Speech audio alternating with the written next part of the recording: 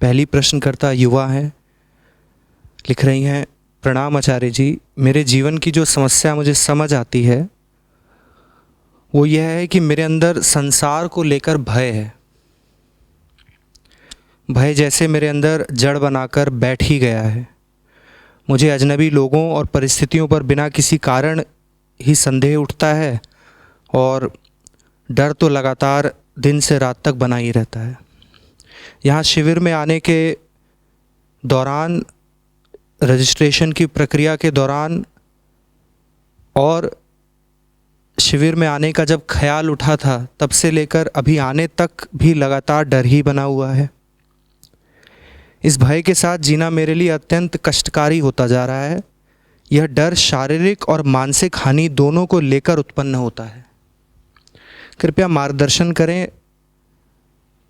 जितना डर इस शरीर, इस मन को आपके वीडियो सुनने से पहले लगता था उतना तो नहीं लगता, पर अब आपको सामने सुन रही हूँ तो जो बचा कुचा है वह भी मिट जाए तो बहुत अच्छा। धन्यवाद। 2-3 दिशाओं से समझना पड़ेगा बात को पूरी।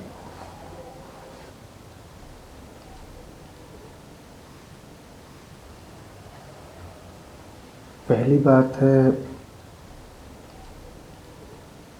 संदेह की।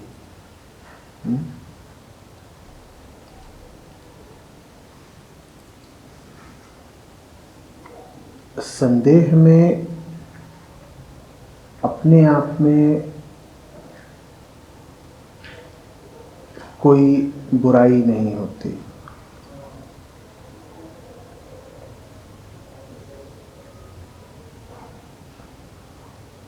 संदेह से तो कहीं ज़्यादा घातक होता है विश्वास।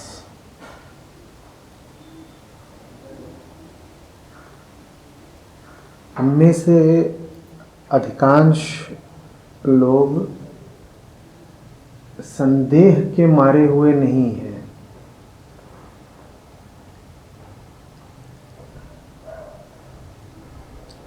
हमारे दुख, समस्याओं और बंधनों का कारण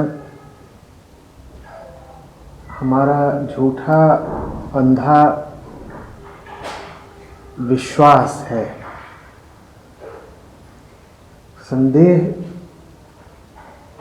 तो हम वास्तव में कर ही नहीं पाते, करते भी हैं तो बहुत कम। संदेह होना चाहिए।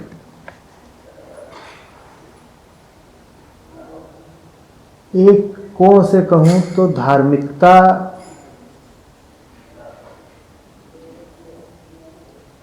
संदेह करने की कला है। किस पर संदेह? उस पर संदेह जो दिख रहा है, क्योंकि और उपलब्धि क्या है संदेह करने के लिए? जो दिख रहा है, प्रतीत हो रहा है, जान पड़ता है, उसके अलावा उपलब्ध कौन है संदेह करने के लिए? तो उसी पर तो संदेह करोगे ना। और उस पर संदेह क्यों करना है? क्योंकि जो कुछ भी दिख रहा है, प्रतीत हो रहा है, अनुभव में आ रहा है, जान पड़ता है, उसको देखने वाले तो हम ही हैं ना। तो दुनिया में जो कुछ भी बहुत विश्वसनीय या बड़ा सच्चा लगता है, उस पर संदेह करो जिसने उसे विश्वसनीय और सच्चा मान लिया।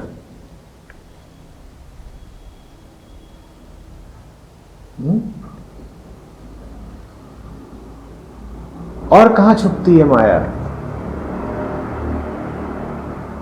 हमारे विश्वास और आत्मविश्वास में ही तो। किसी दूसरे पर यकीन कर लेते हो तो कह देते हो विश्वास, और दूसरा जैसा प्रतीत हो रहा है और जिसको प्रतीत हो रहा है उस पर हमारे भरोसे का नाम है आत्मविश्वास। यही माया है। बड़ा भरोसा कर लेना अपने पर और अपने देखे हुए पर।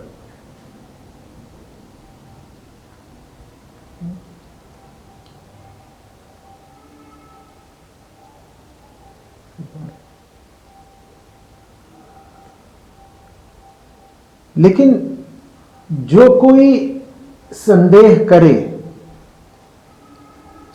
जो कोई प्रतीत होते हुए सच को झूठ जाने, जो भी कोई देखे कि अंदर बाहर चारों तरफ फंसाने का सामान और सामग्री तैयार है,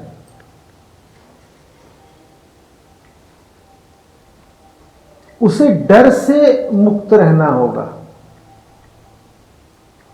क्योंकि डर की प्रतीति भी तो, डर का अनुभव भी तो हमारे ही द्वारा किया जा रहा है ना। कोई बात डरावनी है, इसकी पुष्टि कौन कर रहा है? हम खुद ही तो अगर आप देखी हुई चीज से डर जाते हो तो भी ये आपका आत्मविश्वास ही तो है ना। हमें भरोसा है कि उस तरफ जो सफेद सफेद दिखाई दे रहा है वो चीज हमारे लिए बड़ी हितकर है, बड़ी सच्ची है। किसको है भरोसा? हमको। और हम ही हैं जिसको भरोसा है कि उधर वो चीज जो काली काली दिखाई दे रही है वो हमारे लिए बड़ी हानिप्रद है, बड़ी खतरनाक है। ये भरोसा भी किसको है? हमको ही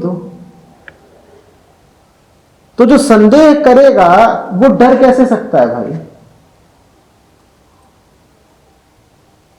जब तक अपने ऊपर, अपने झूठे अहंकार के ऊपर भरोसा नहीं, तब तक अपने ही डर पर भरोसा कैसे कर लिया?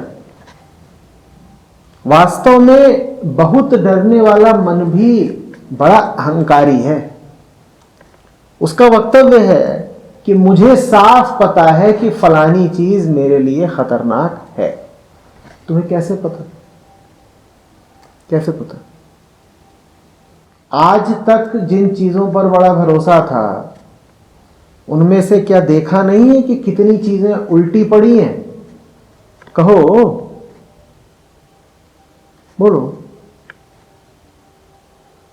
आज जिन सब चीजों को लेकर सर धुन रहे हो वो सब वही चीजें हैं ना जिनको लेकर के कभी बहुत हर्षाते थे, कहते थे जीवन में उमंग आ गई, अमृत बरस रहा है। आज उन्हीं चीजों को लेकर के बाल नोच लेते हो, सर पटक लेते हो। ठीक, जीवन में हर्ष आ गया है, ये मानने वाला, इस धारणा को सत्यापित करने वाला कौन था? भीतर जो मैं बैठा है। और जीवन में खतरा आ गया है, हानि की आशंका है, इस बात को भी मानने वाला कौन है?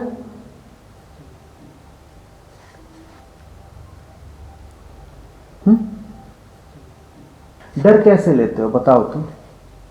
डरने के लिए तो बड़ा भरोसा चाहिए अपने ऊपर। जो भरोसा राम पर करना था वो भरोसा अपने ऊपर कर लिया। अब भीतर से एक बेईमान सी आवाज है जो कभी कह देती है खुश हो जाओ तो खुश हो लेते हो, कभी कहती है डर जाओ दुखी हो लो तो डर के दुखी हो लेते हो। लेकिन चाहे खुश हो रहे हो, चाहे उदास हो रहे हो, उल्लासित हो रहे हो, चाहे आशंकित हो रहे हो, एक बात पर तो हम अडिग हैं। किस बात पर? हम भरोसे के काबिल हैं। हमारा अनुभव, हमारी धारणाएं, हमारी प्रतीतियां, हमारे एहसास, इन्हें गंभीरता से लिया जा सकता है। मुझे जैसा लग रहा है उस बात में सच्चाई है। हम ये ना बोलें तो खाना नहीं हजम होता।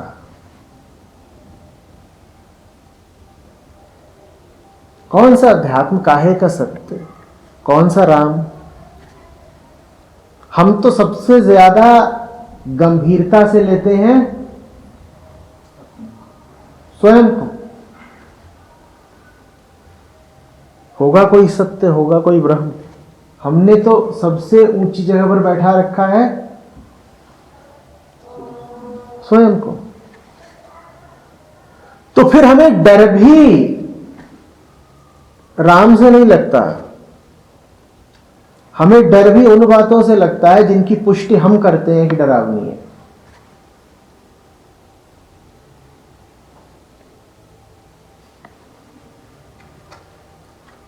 मुझे ऐसा लग रहा है उस पर्दे के पीछे कोई है,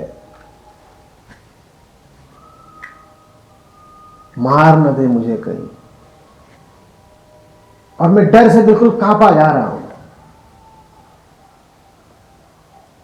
मैं फिर पूछ रहा हूं, गौर करिए, कौन है जिसको ये सब फितूर पता चल रहा है? कौन है जिसे इस धारणा, इस विचार, इस भावना का अनुभव हो रहा है कि उस पर्दे के पीछे कोई छुपा बैठा है? किसको हो रहा है? आपको हो रहा है। आप अपने आप को इतना भरोसे के काबिल मानते हो, आप अपने आप को इतनी खुली छूट दे देते हो कि मुझे अगर लग रहा है कि पर्दे के पीछे कोई है तो जरूर होगा। साहब ये तो छोड़ दीजिए कि पर्दे के पीछे कोई है, ये हो सकता है कि पर्दा ही ना हो। ज्यादा संभावना ये है कि पर्दा भी नहीं है और हम कांपे जा रहे हैं कि पर्दे के पीछे वाला कहीं घात ना कर दे। इतनी तो हमारी होशियारी है। कैसे डर लेते हो बताओ तो? डरा हुआ आदमी सहानुभूति का पात्र बाद में है, दया या करुणा का पात्र बाद में है। सबसे पहले तो यह देखना जरूरी है कि उसमें अपने आप को लेकर के कितनी घोर ठसक है।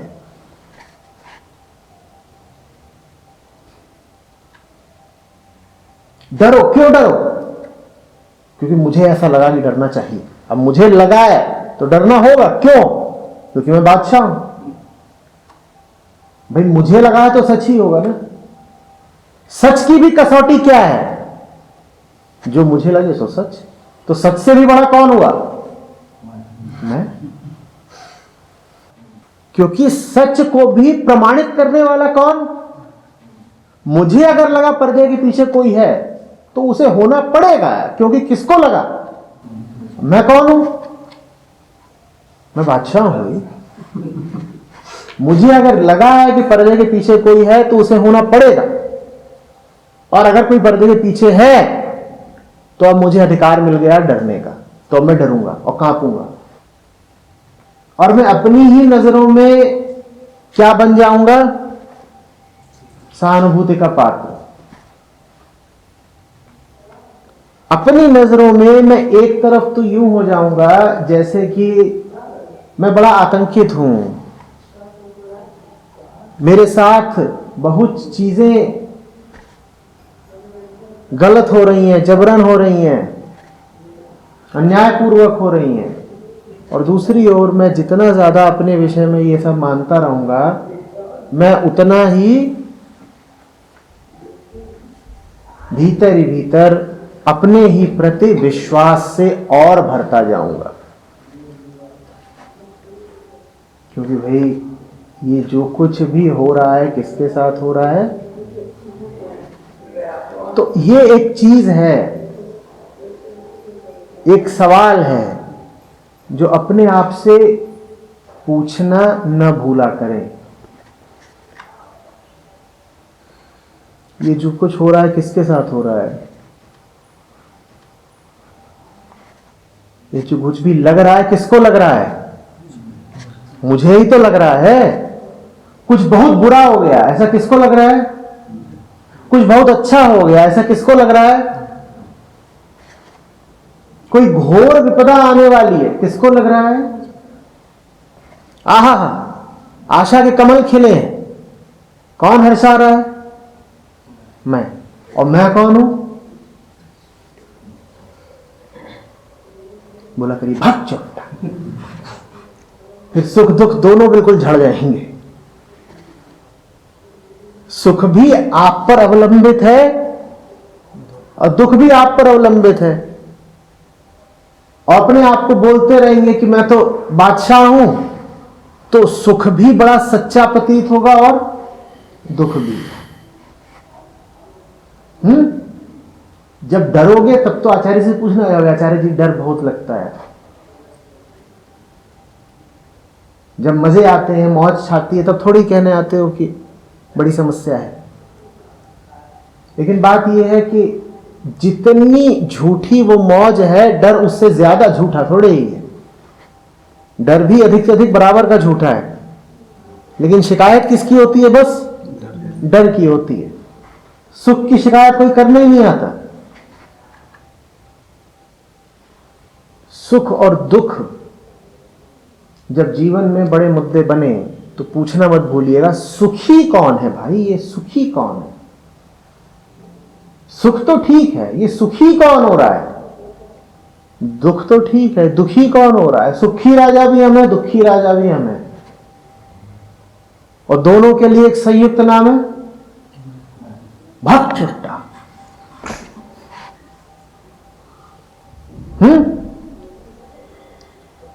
जो कुछ भी उसको प्रतीत हो रहा है वो झूठा ही होगा। इसी को उपेक्षा भी कहते हैं, इसी को वैराग्य भी कहते हैं, इसी को साक्षित्व भी कहते हैं। मैं अपने आप को गंभीरता से नहीं ले सकता भाई। दर्द हो रहा है, मुझे ही तो हो रहा है। मैं कहां का बड़ा हरिश्चंद्र हो गया, मुझे ही तो दर्द हो रहा है। ऐसे ही कोई होगी आती जाती घटना, छोटी मोटी बात। खुद को कौन गंभीरता से ले? जो स्वयं को ही गंभीरता से ले रहा है, उसके जीवन में सत्य का स्थान बहुत नहीं हो सकता। खुद को गंभीरता से ले रहे हो तो किसका स्थान है फिर तुम्हारे जीवन में? तुम्हारा अपना। तो अपने को ही जगह दिए बैठे रहो। फिर बड़ी उदासी छाई है, जबरदस्त उदासी छाई है। वो वाली, वो जो शाम ढलने के बाद छाती है और गमगीन गाने चलाए जाते हैं और बोतल खुलती है और फोन किया जाता है और कोई मिल जाए और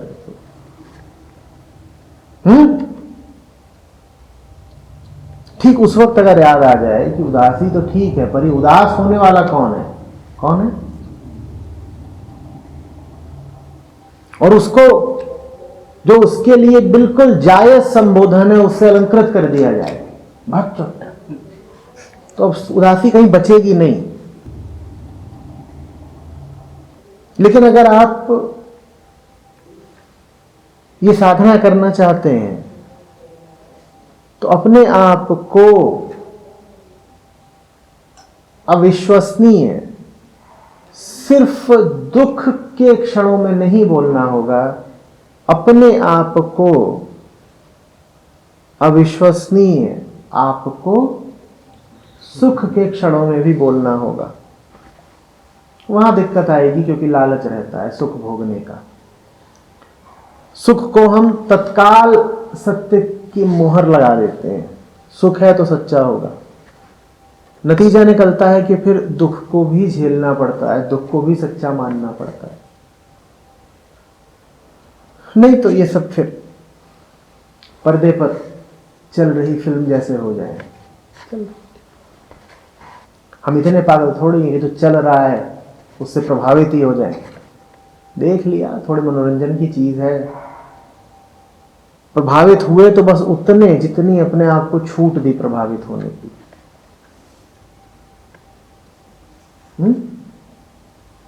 आप सिनेमा हॉल में फिल्म देखने जाते हैं तो ऐसा तो नहीं कि फिल्म से बिल्कुल अस्पर्शित रह जाते हैं, कुछ तो उसका आप पर असर होता ही है ना। लेकिन इतना बावला तो कोई नहीं होता कि पिक्चर देख करके सुधबुध खो दे, आपा खो दे, कूद फान मचा दे, तोड़ फोड़ कर दे, गोली चला दे। ऐसा तो कोई नहीं करता। कोई सूरमा होता होगा लाखों में का जो कर भी जाता होगा, लेकिन हम लोगों की बात कर रहा हूं, हम तो ऐसा नहीं करते आमतौर से।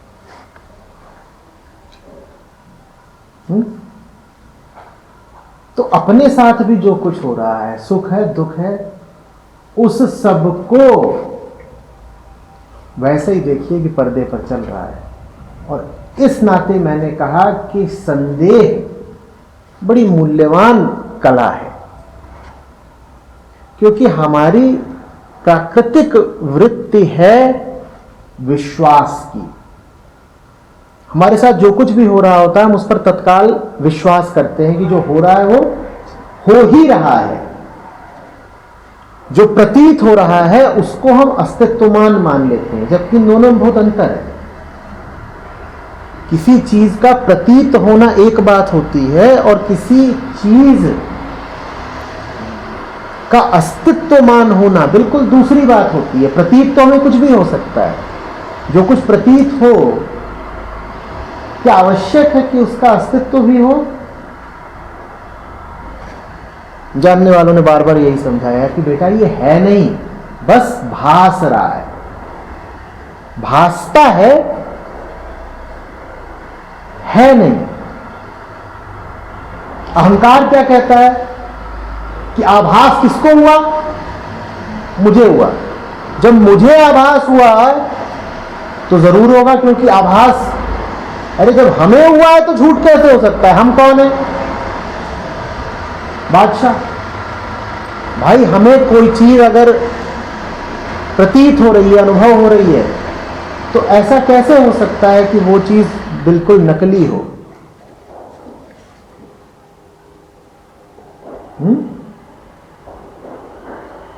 चूंकि हमारी प्राकृतिक वृत्ति विश्वास की है, इसीलिए संदेह करना सीखिए। और जब संदेह कर रहे हैं तो भूलिएगा नहीं कि दिखने वाली चीज पर ही नहीं, सबसे ज्यादा संदेह करना है देखने वाले पर। अब बताइए डर कैसे लगेगा? डर पर भी तो फिर संदेह होगा ना। समझ रहे हैं? धर्म वास्तव में ईश्वर का, सत्य का, ब्रह्म इत्यादि का अनुसंधान नहीं होता। धर्म जमीनी तौर पर, व्यवहारिक तौर पर झूठ भर का अनुसंधान है। आप झूठ पकड़ लें, यही धार्मिकता है। शर्त है कि झूठ पकड़ने में झूठ से लिप्त न हो जाए। झूठ को पकड़ भी ले और झूठ से स्पर्शित भी रहे। ये नहीं करना है कि जिसको पकड़ने गए उसको पकड़ते पकड़ते उससे ऐसे लिपटे कि उसी के रंग में रंग गए। जैसे कोई चोर कीचड़ मले भाग रहा हो, गिर गया होगा कहीं भागते भागते, और उसको पकड़ा और ऐसा पकड़ा कि खुद भी बराबर के कीचड़धारी हो गए। पीछे से भीड़ आ रही थी, उसने कहा एक नहीं है, दो है चोर, देखो भाई भाई हैं कीचड़ के तौर पर, मारे गए।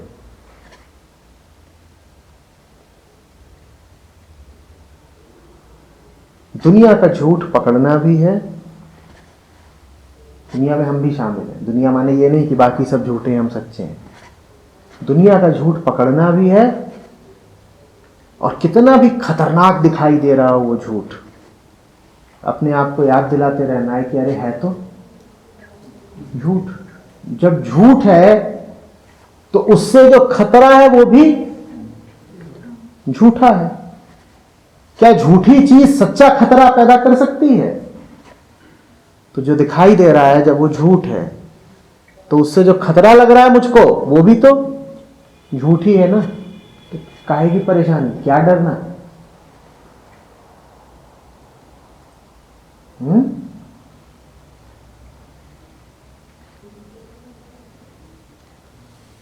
अपनी सब मान्यताओं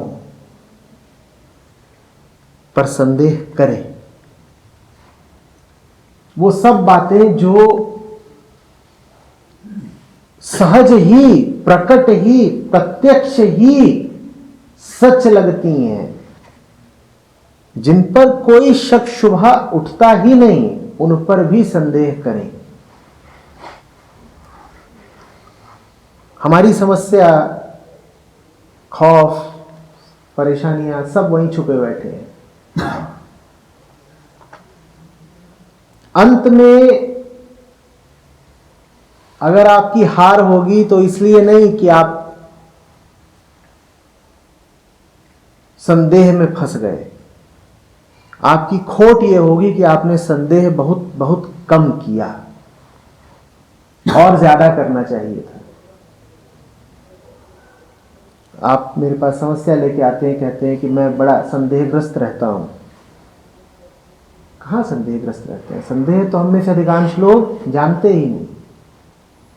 100 में से 5 चीजों पे संदेह करते हैं, 95 पर तो भरोसा रखते हैं।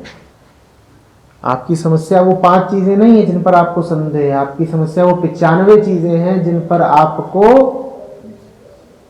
बड़ा अटल भरोसा है।